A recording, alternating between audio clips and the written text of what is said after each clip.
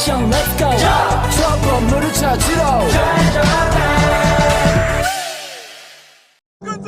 Lepaskan saya! Hei, kamu! Lepaskan saya!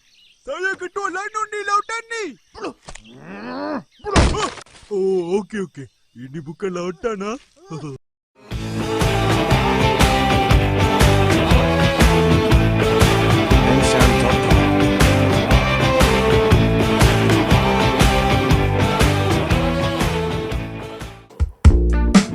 Menuju titik temu.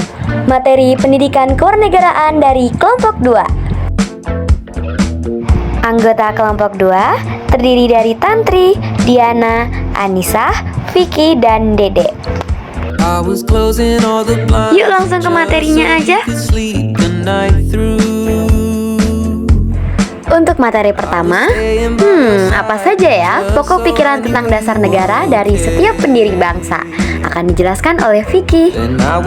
Dalam sidang tanggal 29 Mei 1945, Mohyamin mengusulkan 5 dasar negara yang disampaikan dalam pidatonya secara tidak tertulis. 5 usulan dasar negara Mohyamin yaitu 1. Peri kebangsaan, 2. Peri kemanusiaan, 3. Peri ketuhanan, 4. Peri kerakyatan, 5. Kesejahteraan rakyat. Menurut Suyopomo, negara merdeka harus memilih wilayah, rakyat, pemerintah yang berdaulat atas hukum internasional. Suyopomo mengusulkan setelah Indonesia terbentuk, sifatnya harus bersatu dalam kesatuan negara ini. Itu tak hanya mempersatukan golongan mayoritas, tapi juga seluruh lapisan rakyat.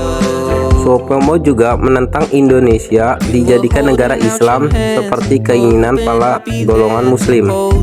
Ia berpandangan urusan agama harus dipisahkan dari urusan negara. Usulan mengenai rumus dasar negara disampaikan oleh Suyopomo pada 31 Mei 1945. Ia juga mengusulkan 5 poin yaitu 1. Persatuan, 2. Kekeluargaan, 3. Keseimbangan lahir dan batin, 4. Musyawarah, 5. Keadilan rakyat. Insinyur Soekarno mengusulkan rumusan 5 dasar negara pada pidatonya tanggal 1 Juli 1945, yaitu 1. Kebangsaan Indonesia, 2. Internasionalisme dan peri kemanusiaan, 3. Mufakat atau demokrasi, 4. Kesejahteraan sosial, 5. Ketuhanan yang Maha Esa. Seluruh usulan dari 3 tokoh tersebut kemudian ditampung, dibahas, dan dirumuskan oleh Panitia 9 yang dibentuk BPUPKI. Setelah berunding, Soekarno mengutarakan akhir rumusan dasar negara di hadapan peserta sidang gedung Yusangiin atau kini Gedung Pancasila Kementerian Luar Negeri. Soekarno menyampaikan bahwa Yamin adalah orang yang mengusulkan nama Pancasila sebagai dasar negara. Sebagai sejarawan, Yamin memilih nama Pancasila dari bahasa Sanskerta. Akhirnya nama Pancasila dipilih sebagai dasar negara Republik Indonesia dan diresmikan oleh Panitia Persiapan Kemerdekaan Indonesia atau PPKI. Nah, setelah itu, bagaimana sih proses kompromi antar pendiri bangsa? Akan dijelaskan oleh Anissa. Proses kompromi, sejumlah usulan disampaikan oleh MR Muhammad Yamin, MR Supomo, dan Insinyur Soekarno. Dengan munculnya usulan tersebut berarti ada 2 usulan yang berbeda.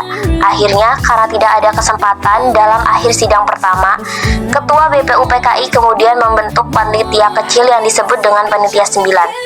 Tugas dari Panitia 9 adalah untuk menyelidiki usulan-usulan mengenai perumusan dasar negara yang akan dibahas pada sidang berikutnya. Pada 22 Juni 1945, Panitia 9 mengadakan sebuah rapat untuk membahas rencana dasar negara di rumah kediaman Insinyur Soekarno yang beralamat di Jalan Pengesaan Timur nomor 56, Jakarta. Dalam rapat yang terjadi, banyak perbedaan pendapat dan paham antara para anggota Panitia 9, terutama mengenai masalah agama dan negara. Proses kompromi. 1. Perbedaan pembahasan pada salah satu poin dasar dalam Piagam Jakarta atau dasar negara. 2. Terdapat dua sudut pandang yang berbeda mengenai pemahaman dasar negara. 3. Kelompok nasionalis sekuler memahami bahwa agama Islam tidak bisa menjadi dasar negara. 4. Kelompok nasionalis muslim memahami bahwa agama Islam adalah sebuah acuan untuk beragama yang baik. Materi yang selanjutnya adalah proses penyusunan preambul. Awalnya gimana sih? Akan dijelaskan oleh Diana. BPUPKI melakukan sidang besar yang berlangsung dari 29 Mei sampai 1 Juni 1945 untuk menentukan dasar negara.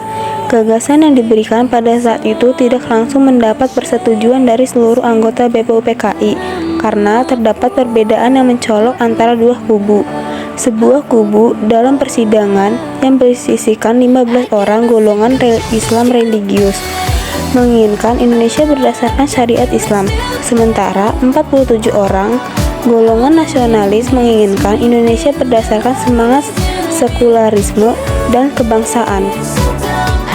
Panitia 9 bertugas menyusun naskah rancangan yang akan digunakan dalam pembukaan hukum dasar negara yang kemudian disebut sebagai Piagam Jakarta atau Jakarta Charter.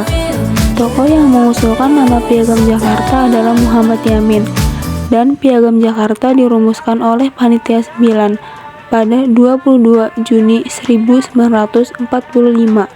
Panitia 9 berhasil merumuskan Piagam Jakarta, sehingga rumusan dasar negara yang dibuat oleh Panitia 9 dijadikan preambul atau pembukaan Undang-Undang Dasar 1945. 7 kata preambul dihapus. Dalam preambul, terdapat 7 kata yang berbunyi dengan kewajiban menjalankan syariat Islam bagi pemeluk-pemeluknya. Preambul tersebut menjadi polemik di kalangan pendiri bangsa. Pemikiran pendiri bangsa terbagi dalam dua kelompok besar, yaitu nasionalis sekuler dan nasionalis muslim. Kelompok nasionalis sekuler memandang bahwa negara Indonesia tidak bisa didasarkan kepada agama, secara spesifik kepada Islam, meskipun pemeluk agama Islam di Indonesia jumlahnya terbanyak di antara agama-agama lain. Sementara itu, negara menyangkut persoalan dunia dan kemasyarakatan. Karena itulah, bagi kelompok ini, negara tidak memiliki kewenangan untuk mengatur urusan internal agama masing-masing, apalagi memaksakan agama kepada warga negaranya. Sedangkan kelompok nasionalis muslim berpandangan bahwa Islam bukan saja mencakup moral, tetapi juga berkaitan dengan sosial dan politik. Islam tidak hanya mengatur hubungan manusia dengan Tuhan, tetapi juga mengatur hubungan manusia dengan manusia. Dalam sidang Panitia Persiapan Kemerdekaan Indonesia atau PPKI pada 18 Agustus 1945, 7 kata dalam preambul, yaitu dengan kewajiban menjalankan syariat Islam bagi pemeluk-pemeluknya dihapus. Alasannya, sejumlah pihak keberatan dengan adanya 7 kata tersebut, sehingga berpotensi terjadi perpecahan.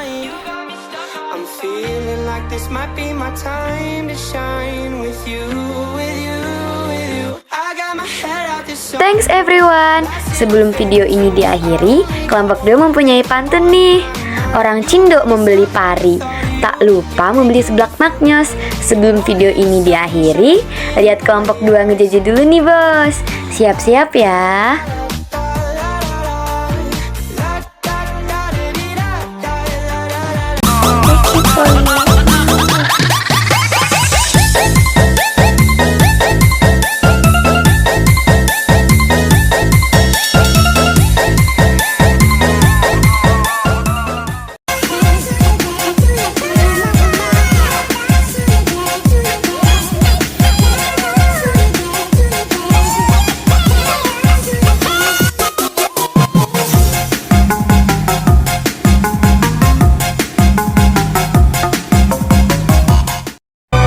Nah, segitu aja video dari kita. Terima kasih telah menonton. Goodbye.